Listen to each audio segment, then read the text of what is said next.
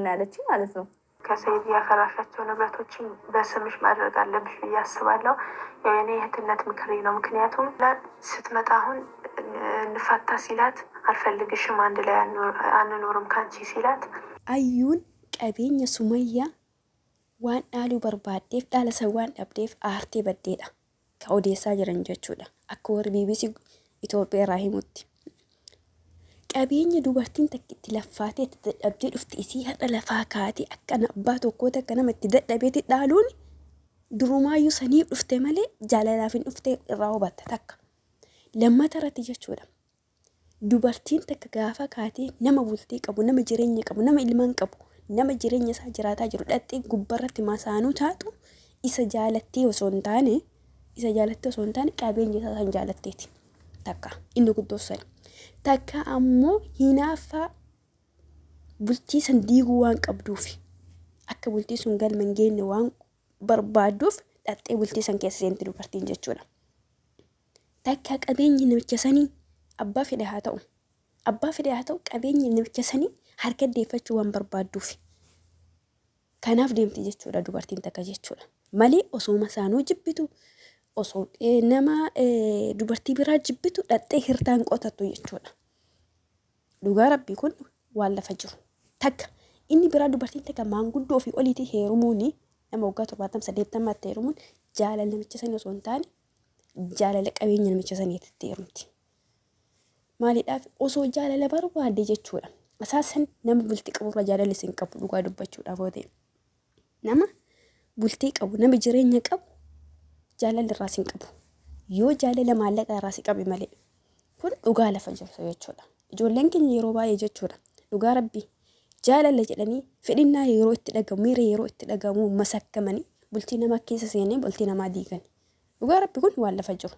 Keessaafuyyuu abbaan manaa biyya jira, haati manaa biyya arabaa jirti.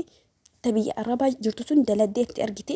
Ta biyya keessaa ammoo jechuudha qabeenya haadha manaa isaa biyya itti baajjee kushiinaa dhittee waa meeqa taatee fidde harkaan keessa galtee harkaan keessa laaltee bultii namaa diigdi. Ijoolleen biyyaadha jechuudha.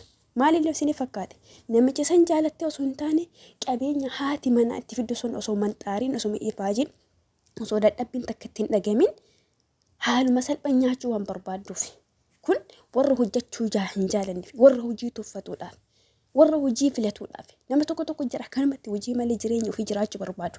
Nama tokko jira osoo hin hojjetin konkolaataa hawwa. Osoo hin hojjetin konkolaataa hawwa. Osoo takka harkisaa kana sochoosin jechuudha. Osoo hin hojjetin mana ijaarrachuu hawwa. Habiibii osoo hin hojjetin jijjiiramni hin jiru. Osoo hin hojjetin qabeenya argattu hin jiru. Yoo karaa hin taane fudhatte malee, yoo karaa hannaatii fudhatte malee ila barbe kiisii namaa seentee hatuudhaa fi jaarsa bultii qabutti dammaramtee jechuudha.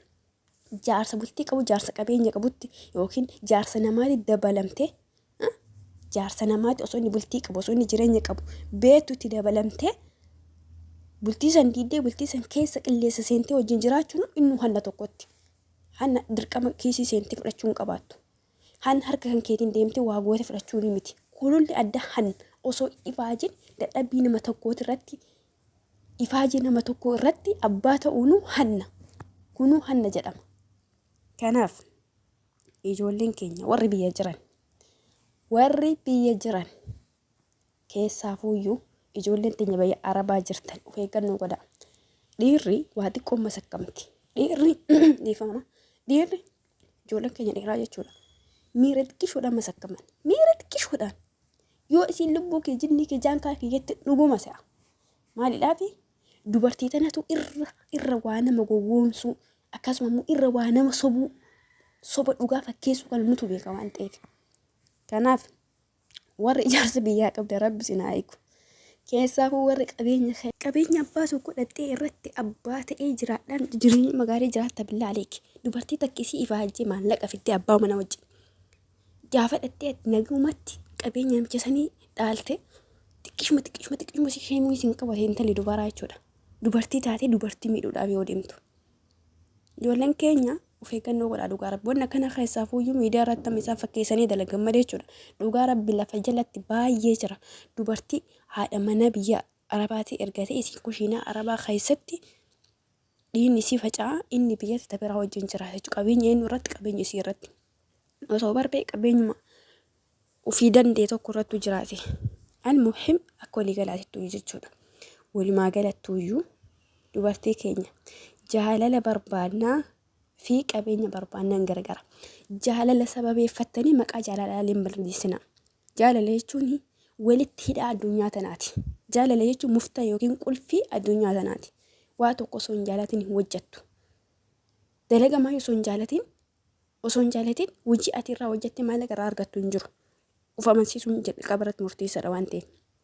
Maqaa jaalalaa qabaattanii jechuudha. Warra jaalala dhugaadhaan waliin jiraatu jaalala isaanii liin booressina, jaalala addunyaa kana irraa liin balleessina. Harki caalu ijoolleen keenya waa akkanaatiif fayyadamtee namni yeroo ammaa wal amanuu dhabee jira jechuudha. Waa'ee jaalala irratti jaalalli hin jiru sadarkaa jedhanii dhufe jechuudha. Sababni maaliif fakkaate? Tokko kanuma jechuudha. Warra jaalala dahoo godhatee waan biraatiin deemu. Laal jaalala dahoo godhataniitiin waan biraatiin deeman warra kana baay'ate jechuudha. Warra kana lafarra guute. Warra kana rabbiin haa qajeelchu dhugaa. Sababni isaa ufiillee hin ta'an namaallee hin ta'an. Ufiillee wajjin hin jiraatan namillee akka wajjin jiraatas hin taasisan. Walabaddee sirarraasanii si hambisan jechuudha. Osoo danda'ame jaalala barbaaddanii isa siingilii lafa jiru sanirraa tokko jedhee eegali. Mee dhugumaan jaalalaadha yoo barbaadde. Isumarraa jaalalli mee si haa qabu. Ati jaalala biraatiif deemta malee jaalala maallaqaa deemta jaalala namummaatiif hin deemtu kana barbi dubbiin kana wal jala tare. Kanaaf ijoolleen keenya maqaa jaalalaaleen balleessinaa. Jaalalli hidhaa addunyaa tanaatti qulfii addunyaa kanaatti nama baay'ee walii hidha addunyaa kanaayyuu jaalala walii hidhee waliin deema jechuudha.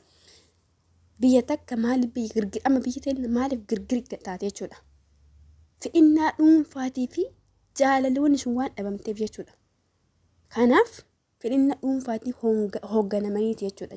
Jaalala fakkeessa kunillee jaalala hawaasa qaba jedha kunillee jaalala hawaasa qaba jedha garuu lachuuyyuu maalidha jaalala daawoo godhatan malee fedhinnaa dhuunfaa isaaniitiin deeman waan ta'eef.